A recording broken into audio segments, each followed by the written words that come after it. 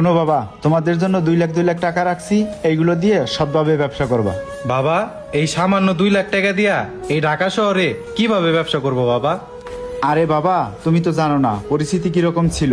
আমি যখন ঢাকা শহরে আসছি, মাত্র 1000 টাকা নিয়ে ঢাকা শহরে আসছি, আর ওই 1000 টাকা দিয়েই ব্যবসা শুরু করছি।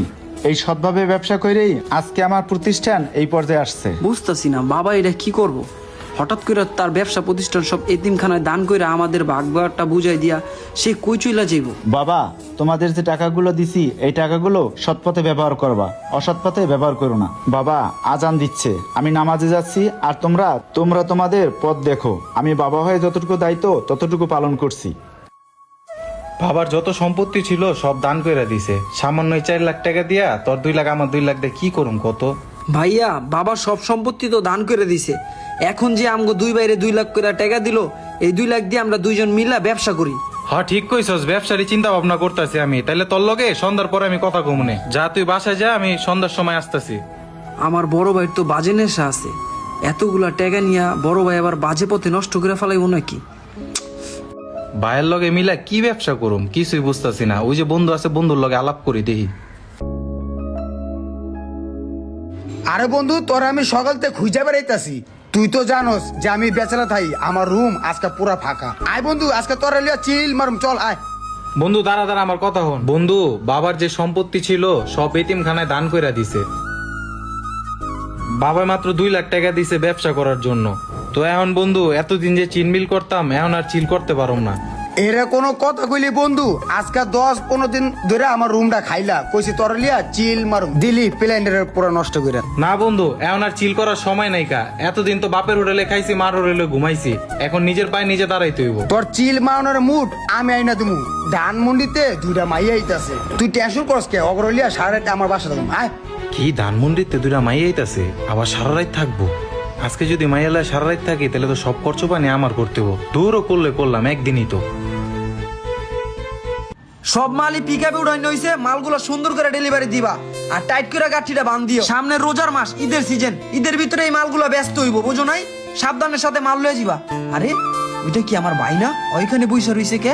অনেকদিন পর ভাইটারে দেখলাম, আর বাইরে এই অবস্থা কি লিগা? যাই তো একটু সামনে যাই দেখি তো। ভাইয়া, কি অবস্থা তোমার? তুমি এইখানে অসহায়ের মতো বসে রইছো, তোমার ব্যবসা বাণিজ্যের কি অবস্থা? আমি তো এখন বিশাল বড় ব্যবসা হয়ে গেছি গা। বাবা যে আমাদেরকে টাকা দিছিল, আমার টাকা দিয়ে আমি ব্যবসা করছি, প্যান্টের বিজনেস করি। এখন সেই বিজনেসের মাল আজকে অনেকদিন পর নিজের এলাকায় ডেলিভারি দিতে আসলাম। এই যে ট্রাক ভরে যে মালগুলো দেখতেছো না, এগুলো সবই আমার মাল। তা তোমার কি অবস্থা? তুমি কি ব্যবসা করতেছো ভাই? আসলে ভাই রে, বাবা যে টাকাটা দিছিল সে টাকাটা দিয়ে আমি আজে বাজে জায়গায় টাকা নষ্ট করে লাইছি, আর আজকে এই কর্মের ফল ভোগ করতেছি। দেখছস আমার পরিস্থিতি, বন্ধু বান্ধবের লগে চলাফেরা কইরা সব টাকাগুলো আজে বাজে জায়গায় নষ্ট করে লাইছি ভাই। কি কো ভাই? বাবার এত কষ্টের টাকা আঙ্গো দুই বাইরে ভাগ করে দিল, আমার টাকা দিয়ে তো আমি ব্যবসা করলাম, আর তোমার টাকা তুমি বাজে পথে নষ্ট করে ফেলাইছো। হ ভাই, বর্তমানে আমার কিছুই নাই, আমার থাকার জায়গাও নাই। এখন আমি রাস্তায় রাস্তায় ঘুরা ঘুরা বেড়াইতাছি। আমি এখন বর্তমানে নিঃস্ব রে ভাই। আরে ভাই, তুমি এটা কেমন কথা বলতাছো? যার কেউই নাই তার আল্লাহ আছে, আর আমি তো আছি ভাই। মনে করো আল্লাহ উসিলা হিসাবে আমাকে পাঠাইছে তোমার কাছে। যাই হোক ভাই, এখন তো তুমি বুঝতেছো বাস্তবতা কত কঠিন। টাকা ছাড়া সবকিছুই মূল্যহীন। তো ভাইয়া, তুমি আর কোনো টেনশন করো না, তুমি আজ থেকে আমার সাথেই কাজ করবা, চলো। আমার ভাইটা এখন নিজের ভুল বুঝতে পাইরা এখন ব্যবসা বাণিজ্যতে মনোযোগী হইছে। ভাইয়া, নামাজ পড়ে আসছো তুমি? যাই হোক ভাই, তোমাকে একটা কথা বলার ছিল।